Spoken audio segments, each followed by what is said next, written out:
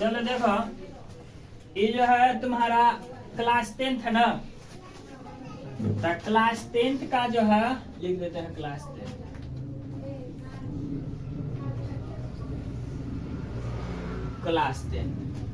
Class 10th का जो है हिस्ट्री का महत्वपूर्ण चैप्टर है, और आज जो है जो अपना लोग उसका महत्वपूर्ण क्वेश्चन सब करने वाले हैं। ठीक है, तो पहला क्वेश्चन है आज का जो कि इम्पोर्टेंट है, कर रहा आर्थिक संकट से आप क्या समझते हैं। चैप्टर का नाम क्या है, व्यापार और भूमंडलीकरण। चैप्टर का नाम क्या है देखो, भूमंडलीकरण। का क्वेश्चन है कि आर्थिक संकट से आप क्या समझते हैं। तो देखो, कभी भी बात करते हैं और बात निकल के आता है तो क्या कहते हैं, अर्थ मतलब क्या होता है, पैसा। अर्थ मतलब क्या हो जाता है, पैसा। तो अगर कहीं पे भी अर्थ बात आया तो अर्थ मतलब क्या होता है, पैसा, बिजनेस है ना, पैसा कौड़ी से संबंधित जो भी बात होगा सब अर्थव्यवस्था से संबंधित। तो करा आर्थिक संकट यानी कि पैसा में संकट आ गया होगा। तो पैसा में संकट आ गया मतलब पैसा को माथा दुखाने लगा होगा कि पैसा का टांग टूट गया होगा। तो देखो, आर्थिक संकट मतलब होता है, पैसा में संकट आने का मतलब हो गया कि आदमी का जो है ना सो पैसा का आवाजावी कम हो गया, यानी कि अब व्यापार अच्छा से नहीं हो रहा है, लोग नहीं वस्तु खरीद रहे हैं और नहीं कंपनी या फैक्ट्री वस्तु का उत्पादन कर रहा है।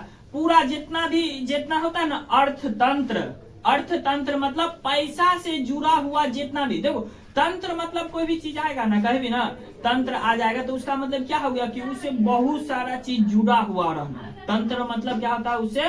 तो अब पैसा से रिलेटेड जो भी बात सब जो रहेगा, जो भी पैसा से रिलेटेड जुटल रहेगा, सब में संकट आ जाना। यानी कि संकट आ जाना मतलब कि आराम से नहीं चलना, अच्छा से नहीं चलना, तो वही क्या कहलाता है, आर्थिक संकट। तो अर्थतंत्र यहाँ पे दिया हुआ है, तो अर्थतंत्र मतलब क्या हो गया है ना, अर्थतंत्र का मतलब अगर बात करते हैं, अर्थतंत्र का बात करते हैं तो अर्थतंत्र मतलब जितना भी पैसा से रिलेटेड बात सब होता है उसी में पूरा संकट आ जाना। यानी कि जो है ना सो आदमी सब बेरोजगार हो जाना, जितना भी दुकान कल कारखाना फैक्ट्री सब है सब क्या हो जाना, बंद हो जाना। वही क्या होता है, आर्थिक संकट। उसके बाद जो भी दूसरे देश से व्यापार कर रहे हैं, बिजनेस कर रहे हैं, तो अब आदमी बिजनेस नहीं कर पाएगा, व्यापार नहीं कर पाएगा, तो पैसा कहाँ से आएगा जी, तो पैसा नहीं आएगा, तो वही क्या हो जाएगा तुम्हारा यानी कि आर्थिक संकट आ गया है ना। जैसे आर्थिक संकट को मंदी भी बोलते हैं, क्या बोलते हैं, मंदी का दौर चलना। मंदी का दौर चलना मतलब कि सामान नहीं बिक रहा, कस्टमर के पास जो है सो पैसे नहीं है, कस्टमर के पास जो है क्या है, पैसे नहीं है। तब न देखते हो कि कस्टमर को पैसा पहुंचाने के लिए सरकार क्या करता है, कस्टमर को लोन देता है। तो कहोगे कि लोन कैसे देता है, तो देखोगे लोन का जो है ना जो रेट जो रहेगा ना कम कर देगा, रेट जो होगा तो क्या करेगा, कम कर देगा। यानी कि जो 10% है तो 10% को घटा के 5% कर देगा। तो सोचो लोन का दर कम हो जाएगा तो आदमी सब कर्जा लेगा, तो कर्जा लेगा तो आदमी के पास पैसा आएगा, अब पैसा आएगा तो आदमी सब सामान खरीदेगा, तो सामान खरीदेगा तो सामान का उत्पादन करना पड़ेगा, तो क्या हो जाएगा, अर्थव्यवस्था चल पड़ेगा। तो इसमें सरकार का भी हाथ रहता है, सरकार कैसन नीति बनाता है, कैसन पॉलिसी बनाता है, कैसन लोगों को सुविधा देता है, उसके हिसाब से भी आर्थिक संकट आता है। बात क्लियर है। तो आप चलो किताबी भाषा देख लेते हैं। ला तो इसका हम फोटो एक खींच लेते हैं रात को, नंदन उसमें बार बार हमको घूमना पड़ता है तो उसको दिक्कत है। ठीक है, इसका फोटो खींच लेते तो ठीक है।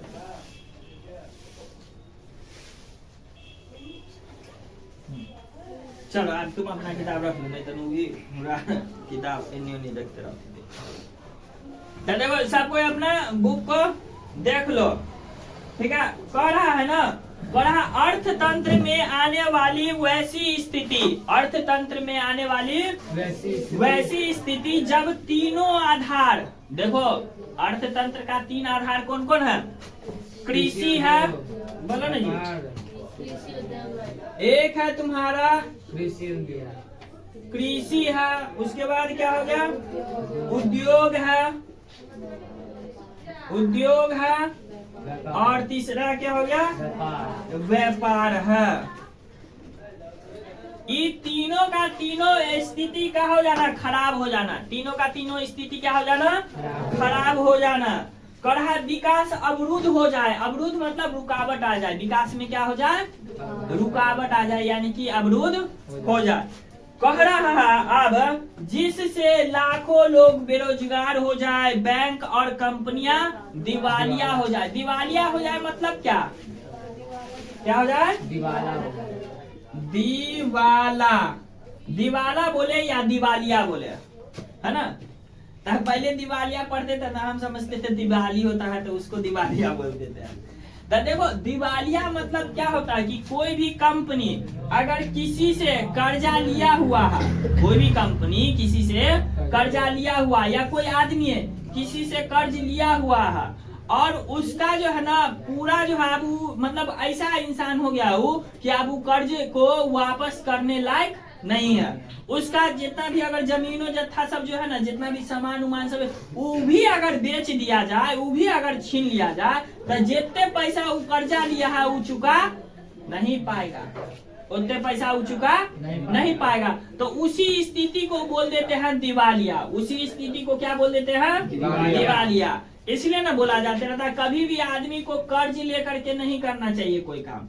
जब ये तुम कर्ज लेते हो समझ लो तुम्हारा घड़ी उल्टा चलने लगता है ना। जब भी तुम कर्ज लेते हो तुम्हारा घड़ी क्या करना लगेगा, उल्टा चलने लगेगा। कहते रहता कि एक सांझ भूख ले रह जा, कोई दिक्कत नहीं, एक सांझ में आदमी मरबो नहीं करेगा, लेकिन किसी से कर्जा लेकर के नहीं खाना चाहिए, नहीं तो क्या हो जाएगा, ये दिवालिया हो जाना चाहिए। अगर पैसा है तुम्हारे पास, किसी का कर्जा है तो उसको वापस दे दो, नहीं तो फिर बाद में जाकर के तुमको चक्कर में फंसा करके फिर तुम्हारा बैंड बजा देगा। नहीं किसी से कर्जा लेना है और नहीं किसी को, यानी कि कर्जा बाकी है तो अगर पैसा है तो उसको कर्जा पचाना है ना। कितने आदमी सब सोच लेता है कि चलो कर्जा पचा लेते हैं, तो वैसा काम नहीं करना है। तो फिर तुम्हारा क्या हो जाएगा, दिवालिया। यानी कि दिल जो है ना, कर है ना, दिल ले लेना, एक तरह से निकल जाएगा तुम्हारा दिल, आदमी जिंदे नहीं रहेगा। तो इसलिए किसी का आता, लेकिन उल्टा आदमी समझ लगा है ना कि कर्जे लेकर के खाओ, कर्जे लेके ये करो, कर्जे लेके आधा आदमी का जिंदगी देखते हो ना ईएमआई पे कटता है जिंदगी, है ना। ईएमआई को ही चुकाने में आदमी का पूरा दिन जिंदगी बीत जाते रहता है, फिर भी ईएमआई नहीं सधता है ना। ईएमआई क्या हो गया, तुमको जो देता है कहते इतना डाउन पेमेंट कर दो और इतना चीज ले लो। भाई काहे ले ले, जरूरत नहीं हो रहता तो यो कहते नहीं है जरूरत, ईएमआई तो है, कम में तो है, दे देंगे। तो अभी कुछ दिन का नजरिया देखता है, 2 साल का नजरिया नहीं देखता है कि 2 साल बाद क्या होगा। तो ईएमआई पे आदमी का जिंदगी कटते रहता है। तो अपना जिंदगी को ईएमआई नहीं बनाना, नहीं तो क्या बन जाओगे, दिवालिया बन जाओगे, तुम्हारा भी क्या आ जाएगा, आर्थिक संकट आ जाएगा। तो समझ ना बात। तो कर्जा नहीं लेना। देखो कर्जा लेना भी वो चीज ना होता, जैसे तुम कोई बिजनेस करना चाह रहे हो तो उसमें कर्जा ले लो, है ना। कोई बेटी का शादी कर रहा है तो उसमें कर्जा ले लेता है। तो वो सब चीज में है ना, कर्जा लेकर के शौक का चीज नहीं पूरा किया जाता है। कर्जा लेकर के शौक का चीज नहीं पूरा किया जाता है, नहीं तो शौक तनी देर के लिए तो हो जाएगा पूरा, और फिर बाद में पूरा बैंड बजाते रहेगा। था जितना भी खुशी एंजॉयमेंट की हो सबका सब नाश हो जाते रहे, नहीं देखते रहते हो आदमी सब। जो अभी देखो शादी विवाह का मौसम चल रहा है, तो इसमें भी क्या होता है, जो मान लो कि इंसान अपना बेटी का शादी करता है, बेटा का शादी करता है, एक दिन के, है ना, एक दिन के खुशी के लिए क्या करता है, एक दिन के इंटरटेनमेंट के लिए आदमी जो है सो कर्जा एकदम भर भर के ले लेता है। लेकिन मेरा मानना है भाई साहब, शादी जितना सस्ता होना चाहिए उतना सस्ता करना चाहिए। क्या कि अभी देखते हो आदमी एकदम लाखों लाखों रुपया लगा करके शादी करवा देते रहता है, कर लेते रहता है, आर्थिक संकट में पड़ जाते रहता है और क्या हो जाते रहता है, और ज्यादा पैसा लगाने से, खर्चा लगाने से आदमी नजरों न लगा देता है, उसका जीवन लाइफ खराब हो जाते रहता है, नजर लगा देते रहता है क्या। तो इसलिए आदमी को शादी विवाह जो करना चाहिए जितना कम से कम खर्चा करना चाहिए। दूसरा को दिखाने के लिए नहीं करना चाहिए कि हम अपना बेटी के शादी में इतना हम ये किए, वो खर्चा किए। हाँ है तो खूब करो, अपना है तुम्हारे पास अपना तो खूब करो, है ना, एकदम दिल खोल के करो खर्चा। अगर नहीं है तो कर्ज ले करके, ये जो है कर्ज लेकर के खर्चा मत करो, नहीं तो एक दिन तक आके तुम्हारी वहां कोई हाथ धो दिया, एक दिन आकर के कर लिया, एक दिन आकर के सेल्फी खिंचा लिया, एक दिन आकर के देख लिया, उस एक दिन का आदमी को कर्जा चुकाने के लिए जिंदगी बीत जाता है।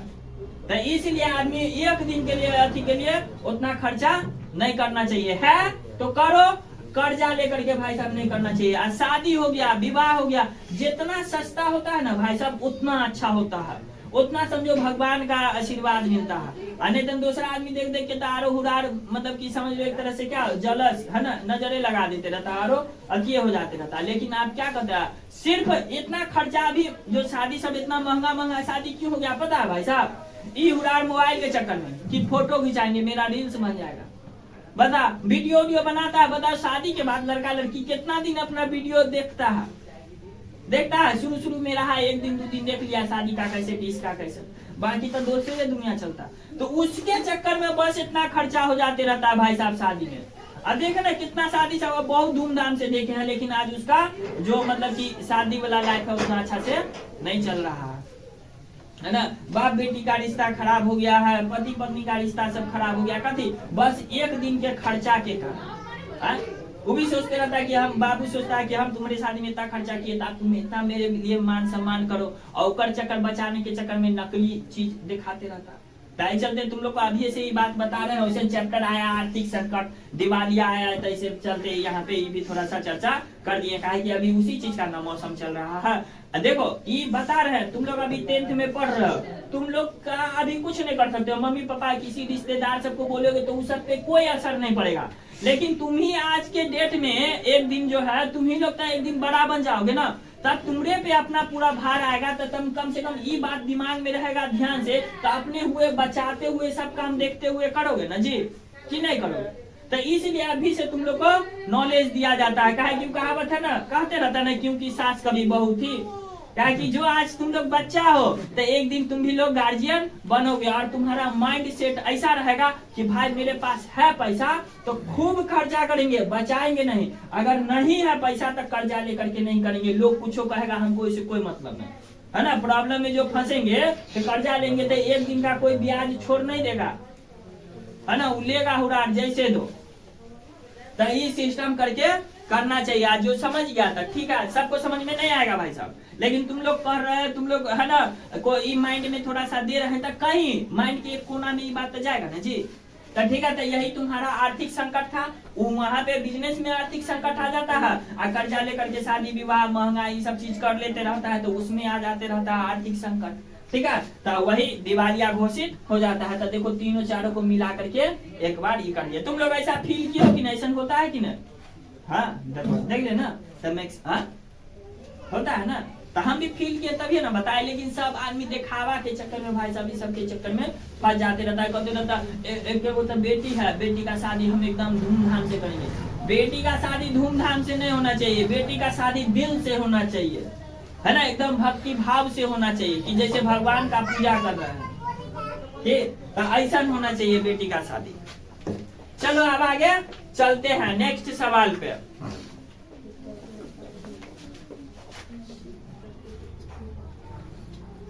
तो चलो देखो अभी जो है तुम्हारा क्वेश्चन है, दूसरा नंबर क्वेश्चन आज का, ठीक है, या नेक्स्ट क्वेश्चन भी कह सकते हैं। कह रहा है ये जो है ना तुम्हारा क्वेश्चन क्या है, क्वेश्चन समझो, न्यू डील। न्यू मतलब क्या होता है? नया, और डील मतलब एक तरह से वर्ताव, है ना, नया वर्ताव। ठीक है, अब तुम नया सिस्टम लाए हो, उसी को क्या कह देते हैं, न्यू डील। नहीं कहते हम डील करके आए, उससे वर्ताव मतलब बातचीत करके आए कि मेरा सामान तुम्हारे यहाँ बिकेगा, ऐसी चीज के है, नया सिस्टम किया है लागू, तो उसी को क्या कहते हैं, न्यू डील। तो न्यू डील से आप क्या समझते हैं? तो क्या कहोगे, समझते तब पूरा सत्यानाश तक, लेकिन लिखेंगे उतने जितना कि हमको एग्जाम में नंबर दे दे। तो देखो विश्व आर्थिक मंदी कब आया था भाई साहब? 1929 से 1939 के बीच में जो है ना, सो क्या आया था, बोलबे नहीं करता है, महामंदी। महामंदी मतलब समझते हो ना, जैसे नहीं देखते हो कोई बिजनेस उन्हें सब करते रहता है, तो बरसात उरसात के दिन रहता है, तो उसमें क्या बोलता है कि अरे अभी मंदी का समय चल रहा है, मतलब कि दुकानदारी उतने अच्छा से नहीं चल रहा है, तो उसी को क्या कहते हैं तो हो गया मंदी। अब महामंदी मतलब पूरा संसार में ये चीज आ गया भाई साहब। महामंदी मतलब पूरा संसार में एकदम खतरनाक लेवल का एकदम बिजनेस है पूरा डाउन। कब से कब का? 1929 से 1939। क्या आया था? महामंदी आया था। ठीक है, मंदी मतलब समझ बिजनेस सब ठप हो जाना, व्यापार बिजनेस नहीं चलना, वही आर्थिक संकट के जैसे, तो वही आ गया था। अब कहा इस घटना से यानी कि ये जो महामंदी जो हुआ था इससे उबरने के लिए, इस चीज से उबरने के लिए जो है सो कह रहा अमेरिका के राष्ट्रपति कौन है? यूएसए लिख देंगे तो पता चल जाएगा।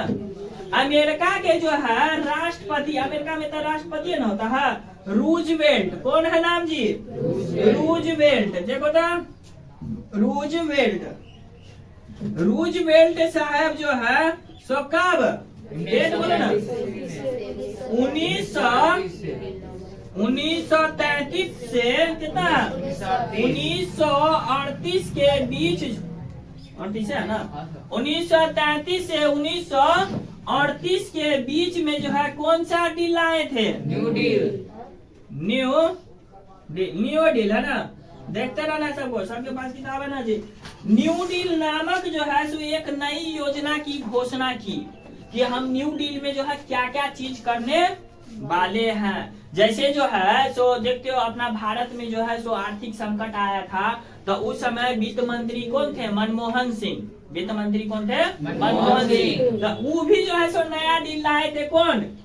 पीपीपी है ना, पीपीपी योजना लाए थे। ठीक है, पी से प्राइवेट, ईपी से पब्लिक और ईपी से पार्टनरशिप, यानी कि प्राइवेट पब्लिक पार्टनरशिप, यानी कि सरकारी और गैर सरकारी यानी कि प्राइवेट कंपनी, सरकारी और गैर सरकारी यानी कि प्राइवेट का दोनों का पार्टनरशिप करवा देना है।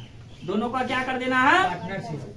पार्टनरशिप करवा देना है, और ताकि जो है ना सो बिजनेस व्यापार एकदम आराम से चल सके। और अपना यानी कि भारत के जो है अर्थव्यवस्था को जो है ना पूरे विश्व के लिए भी खोल दिए थे। तो उस समय भारत में भी आया था आर्थिक मंदी, लेकिन वही मनमोहन सिंह है ना, बहुत बड़ा मतलब कि इकोनॉमिक्स थे, बहुत विद्वान, अभी भी है कि डेट कर गए मनमोहन सिंह, है शायद।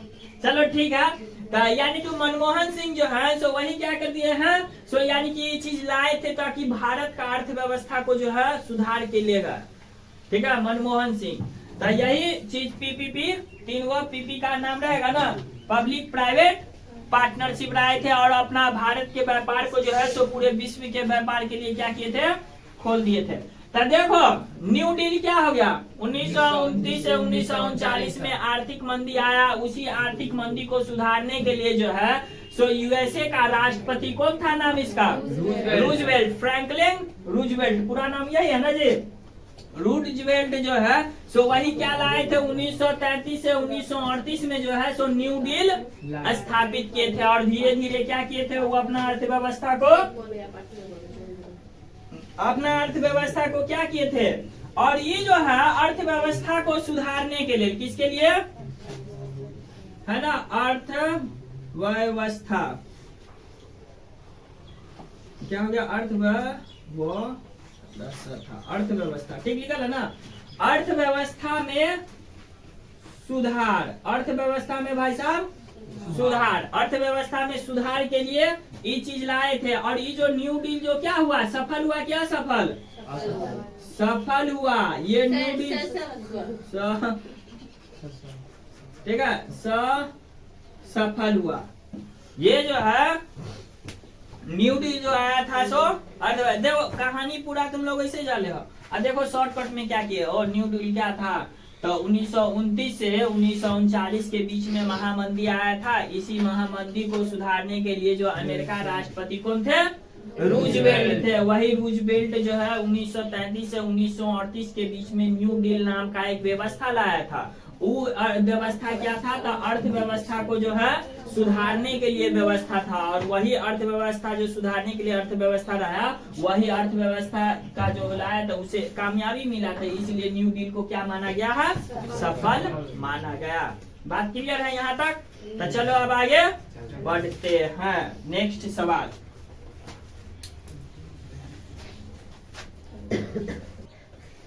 चलो अब जो है सो अगला क्वेश्चन है, क्या है क्वेश्चन, कलर थोड़ा सा चेंज कर देते हैं।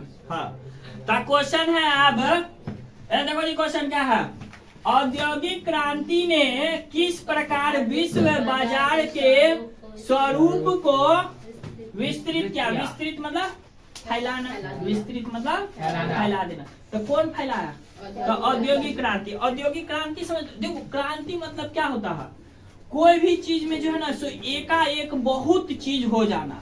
एकाएक क्या होता है, बहुत चीज हो जाना, बहुत या नया बदलाव हो जाना एकाएक, है ना। तो उसी को क्या कह देते हैं अपना लोग, औद्योगिक क्रांति कह देते हैं। देख रहे हैं, ठीक है, हाँ ठीक है, करो तो ठीक है। जो जो बात देखते हो कैसे डिजाइन सब बना बना के लिख देते हैं, तो कॉपी निकाल करके वो सब लिख लिया भी करो, वो तो तुरंत देखोगे उसी से पूरा तुमको अथी हो जाएगा, हाँ बात पूरा डिवीजन हो जाएगा उससे।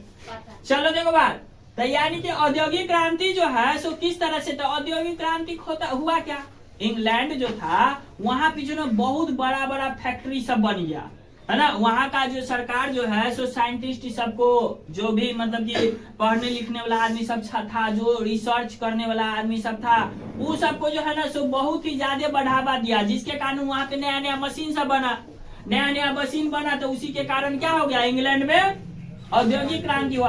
अब मान लो औद्योगिक क्रांति हुआ, तो आप बताओ उस सामान सब बनाने लगा, सामान सब का उत्पादन करने लगा। अब सामान उत्पाद कर करके वो फेंकेगा सामान। अब मान लो इतनी बड़ के उड़ार इंग्लैंड इतनी बड़ के है, तो यहीं पे कहाँ कहाँ फैक्ट्री लगाएगा, कहाँ कहाँ बेचेगा, तो जगह नहीं है। तो इसलिए अब क्या किया उड़ार, अपना फैक्ट्री को फैलाने के लिए, अपना सामान को दूसरे जगह बेचने के लिए, वहां से कच्चा सामान को लेने के लिए अपना क्या करने लगा, विस्तार करने लगा। इसी के चक्कर में उपनिवेश बोले तो देशों को गुलाम बनाना। जैसे भारत को जो है, यही औद्योगिक क्रांति के चक्कर में ना भारत को गुलाम बना लिया उड़ार। इंग्लैंड ईस्ट इंडिया कंपनी जो भारत में जो आया था, सो कथी के लिए, अपना सामान बेचने के लिए आया था, यहाँ से कच्चा माल लेने के लिए लाया था। तो वो सब देश क्या बोलता था, भारत हमारा उपनिवेश है, गुलाम थोड़ी ना बोलता था, मेरा गुलाम है, ये मेरा गुलाम है थोड़ी ना बोलेगा। भाषा तुम लोग को बोलते रहते ना, बातों में जादू है, काहे बोलते रहते बातों में जादू, मतलब कि तुमको वही बोली को दूसरे भाषा में बोल करके तुमको अपने में फंसा लेगा, तुमको अपने में फंसा लेगा। और तुम अपने मन से उसमें जाओगे, तुमको लगेगा कि मेरा इच्छा है ना, वो तुमको बोली बोल करके अपने में फंसा लिया है। उसी को क्या कहते हैं, इसलिए बोलते रहते हैं बातों में क्या है, जादू है। देखो कोई भी चीज होते रहता है, किसी के बारे में सुनोगे तो कोई कहेगा कि वो हमको ऐसा बोली बोला का है, वो मेरे बारे में ऐसा बात बोला का है। जितना भी लड़ाई झगड़ा देख लो भाई साहब, बोलिए के कारण होता है ना। तुम अपना बोली ठीक कर लो, किसी से लड़ाई झगड़ा नहीं होगा। तुम अपना बोली ठीक लो, तुम्हारा बिजनेस अच्छा चलने लगेगा ना। तो इसलिए बातों में जादू है। तो क्या होने लगा यहाँ पे, वो बोलने लगा अपना बातों में कि मेरा ये उपनिवेश है। उपनिवेश मतलब कि हम यहाँ पे इन्वेस्टमेंट कर रहे हैं, हम यहाँ पे इसका विकास कर रहे हैं, हम यहाँ पे भारत को सुधारने के लिए लाए हैं। अंग्रेज सब ये ना बोलता था उड़ार, कोई भी देश में जाता था, लेकिन क्या करता था, वहां से आर्थिक शोषण करता था। तो यही क्या हो गया, एक तरह से औद्योगिक क्रांति क्या करने लगा, विश्व बाजार के स्वरूपों को बदल दिया। क्या करता था, जैसे मान लो फॉर एग्जाम्पल में वो एग्जाम्पल देते हैं कि जैसे मान लो कि कपड़ा का है ना, तो यहाँ पे से क्या करता था, कॉटन का उत्पादन करता था, यहाँ से ले जाता था अपना यहाँ अब फिर वहां से सामान ला करके यहाँ पे भारत में बेचता था। उसे क्या हो जाते रहता था, उसको लाखों करोड़ों का फायदा हो जाते रहता था ना, हो जाते रहता था। तो यही चीज कहानी हो जाता था। क्या होने लगा, औद्योगिक क्रांति के कारण क्या हो गया, विश्व व्यापार के स्वरूप बदल गया। कि अपने देश में व्यापार नहीं करके दूसरे भी देश में व्यापार करने लगा, और व्यापार करने लगा तो हुआ से तो वो अपना सामान बेचबे किया, और साथ में भाई साहब कच्चा सामग्री भी वापस लाया अपना देश में, कच्चा सामग्री भी अपना देश में वापस लाया। तो यही विश्व व्यापार का संगठन, इसलिए ना कहते रहता बिजनेस भाई साहब, व्यापार ये बहुत बड़ा चीज है, बड़का बड़का चीज इसके सामने में फेल हो जाते रहता है। लेकिन अपना बिहार का चक्कर क्या है पता है? बिहार का चक्कर है ये ना, यानी कि 3 गो क्षेत्र बताए थे ना, प्राथमिक क्षेत्र, द्वितीय क्षेत्र और तृतीय क्षेत्र। प्राथमिक क्षेत्र क्या होता है? कृषि क्षेत्र। द्वितीय क्षेत्र क्या है? उद्योग क्षेत्र। और तृतीय क्षेत्र सेवा क्षेत्र। सेवा क्षेत्र। तो ये देखोगे बिहार में जो बात करते हैं सीधे कृषि क्षेत्र पे आ गया, अब कृषि क्षेत्र से सीधे जंप कर दिया किस पे? सेवा क्षेत्र पे, कि किसी को सरकारी नौकरी, खाली सरकारी नौकरी, खाली सरकारी नौकरी। जो हुरार समझ लो सरकारी नौकरी के चक्कर में है, समझ लो मेहनत करने वाला आदमी सब है, कोरिया आदमी सब है, काहे कि पूछता है एक बार सरकारी नौकरी लग गया भाई, काम करे या नहीं करे पैसा मिलबे करेगा कि नहीं मिलेगा। अब ये कल के परसों का बात है ना, छोड़े इसमें नहीं बोलेंगे, नहीं तो रिकॉर्डिंग हो रहा है बात, है ना। तो यानी कि वैसा सिस्टम देखने के लिए हमको मिल गया। यो बच्चा बोल रहे थे उसके बारे में, कैसे नहीं बात है। तो बताओ कहीं कि देखो सरकारी नौकरी है, 50,000 60,000 का उसको काम के लिए मिल रहा है, लेकिन हुरार सुतल है ना, बोलाइए गया छोड़ो जाने दा। तो यानी कि यही चीज है। अगर तुम वाकई में टैलेंटेड हो, मेहनती हो, तब भाई साहब बिजनेस करो, व्यापार करो, उद्योग लगा, ठीक है। बिजनेस व्यापार उद्योग क्या करता है? तुम्हारा खानदान को सुधार देता है। सरकारी नौकरी फिर सिर्फ तुम्ही को सरकारी नौकरी, तुमको लग गया सरकारी नौकरी तो सिर्फ तुम्ही को, अब फिर तुम्हारा मतलब अगला जनरेशन बाल बच्चा है तो फिर से उसको उतना ही मेहनत करना पड़ेगा, वो करना पड़ेगा। अब बिजनेस रह गया, कोई बिजनेसमैन है, सोचो किसी का पापा का अगर दुकान चल रहा है, बिजनेसमैन है, और उसका फिर बेटा आएगा, वो अपना संभालेगा, कोई उतना परेशानी नहीं। तो एक सिंगल आदमी को मेहनत करना पड़ता है। उसके बाद ये सरकार कितने को सरकारी नौकरी देगा, वही सरकारी नौकरी के चक्कर में आदमी सब इलेक्शन जीत जाते रहता ठीक। तो खैर चलो, अब जो है सो किताबी भाषा देख लेते हैं, थोड़ा सा ये सब तुमको नॉलेज रहना चाहिए। किताबी भाषा आप देख लेते, क्या है किताब, फोटो खींचे थे ना, है ना, देखो सब कोई अपना अपना किताब सब कह रहा है। 18वीं शताब्दी के मध्य में इंग्लैंड में बड़े बड़े कारखाने एवं वस्तुओं का उत्पादन प्रारंभ हो गया। बड़े बड़े कारखाने में वस्तु का क्या होने लगा? उत्पादन स्टार्ट हो गया। अब वही बताए थे, कहा ये कारखाने वाष्प इंजन से चलते थे। क्या चीज से चलते थे? वाष्प इंजन से चलते थे, है ना, बताए थे ना। साइंस जो पढ़ाए थे, फिजिक्स पढ़ाए थे, तो उसमें उष्मा के बारे में बताए थे कि किस तरह से उष्मा जो होता है सो चला देते रहता। तो जो साइंटिस्ट थे कौन थे? स्टेफन, है ना, स्टेफन करके कोई नाम साइंटिस्ट थे। वो क्या किए थे, वो देखे कि जैसे भात बनाते ना मम्मी, तो ऊपर में झपनी दे ले रहते हैं, तो ऊपर में झपनी दे ले रहते हैं, तो वो जो गर्म करता है तो देखा कि झपनी है ना ऊपर नीचे होने लगा। वही सोचा कि इतनी बड़ के भाप इतना भारी अति को उड़ा दिया, अगर इसको और भी ज्यादा लेवल पे किया जाए तो और भी बड़ा मशीन को ऊपर नीचे करवा सकता है। तो उसी को माइंड को लेकर के उड़ार बना दिया थे वाष्प इंजन, यानी कि वाष्प से चलने वाला इंजन बना दिया, है ना। तो उसी को यानी कि चलने लगा। चलो वापस देखते हैं। करा वाष्प इंजन से कारखाने में बहुत अधिक उत्पादन होने लगा, जिससे कच्चे माल की आवश्यकता बढ़ गई। आप देखो, सामान तुम ज्यादा बनाओगे तो उसको बनाने के लिए कच्चा सामान भी ना चाहिए। कच्चा सामान किसको कहते हैं? जो पका हुआ ना, पका हुआ नहीं, कच्चा बादाम गाना चला था, कच्चा बादाम कहाँ गया कच्चा बादाम वाला? नहीं, कच्चा सामान जैसे इसका हम बार बार एग्जाम्पल देते रहते हैं। जैसे मान लो तुमको चीनी उत्पादन करना है, तो चीनी क्या हो गया? तैयार माल, पक्का माल नहीं बोल देना है, ठीक है। चीनी क्या हो गया? तैयार माल। चीनी बनता है किस चीज से? गन्ना से। तो गन्ना उसके लिए क्या हो गया? कच्चा माल। तो दो होता है, एक कच्चा माल एक तैयार, फिर होता पक्का माल। एक कच्चा माल और एक तैयार माल। तो चीनी तैयार माल हो गया, और उसका कच्चा माल क्या हो गया? अब मान लो चीनी हम बार बार बना रहे हैं, तो भाई जब हमको लिए तो उसका गन्ना चाहिए ना, तो वही क्या हो गया? वही हो गया, यानी कि गन्ना हो गया हमारे लिए कच्चा माल, और चीनी क्या हो गया? तैयार माल। पक्के कच्चा पक्का करती है, ठीक है। घर में जाकर ना खेलता था, ये कदे कच्चा पापड़ पक्का पापड़, कच्चा पापड़ पक्का पापड़, कच्चा पापड़ पक्का पापड़, कच्चा पापड़ पक्का पापड़, एक सांस में बोलने से ठीक है, उसी में लफड़ा था, वही कच्चा पक्का कर दिया, कच्चा तैयार। क्या करना है? कच्चा तैयार। चलो अब आगे चलते हैं। कह रहा है यानी कि कच्चा माल की भी आवश्यकता होने लगी, तब इंग्लैंड ने उत्तरी अमेरिका, एशिया में ही ना भारत है जी, एशिया में बात करते हैं तो भारत और अफ्रीका की ओर अपने पांव फैलाया मतलब वहां पे आगे जाके अपना उपनिवेश बनाने लगा। करा उससे वहां क्या करने लगा, कच्चा माल भी मिला और बनाया बाजार भी मिल गया। बाजार मतलब कि जहाँ पे हम अपना सामान बेच सके, बाजार मतलब हम अपना सामान जहाँ बेच सके। कोई भी आदमी जो है जैसे मान लो दिल्ली मुंबई जाता है, क्या है वहां जाता है कि वहाँ की बहुत बड़ा बाजार है, वहाँ क्या है बहुत बड़ा बाजार है, कोई भी चीज उसको आसानी से काम मिल जाएगा। करा अब यहाँ पे मिल गया, करा इस तरह उपनिवेशवाद का प्रारंभ हुआ। इसी तरह से उपनिवेशवाद यानी कि कॉलोनी बनना स्टार्ट हुआ। कॉलोनी मतलब वही गुलाम बना लेना एक तरह से। तब भारत भी क्या है, इंग्लैंड का कॉलोनी ही न था, यानी कि उपनिवेश ही था। तो ठीक है, तब बात समझ में आ गया ना कि औद्योगिक क्रांति क्या हुआ। सो क्या हुआ, भारत इंग्लैंड का कॉलोनी था। ठीक है, भारत जो है इंग्लैंड का क्या था, कॉलोनी यानी कि गुलाम बनाया था। अपना लोग बोलते थे, अभी बोलते हैं कि गुलाम बनाया था, और उस समय बोला जाता था कि कॉलोनी है। तो चलो आप नेक्स्ट सवाल पे चलते हैं। ठीक है, नेक्स्ट सवाल आप पढ़ना है।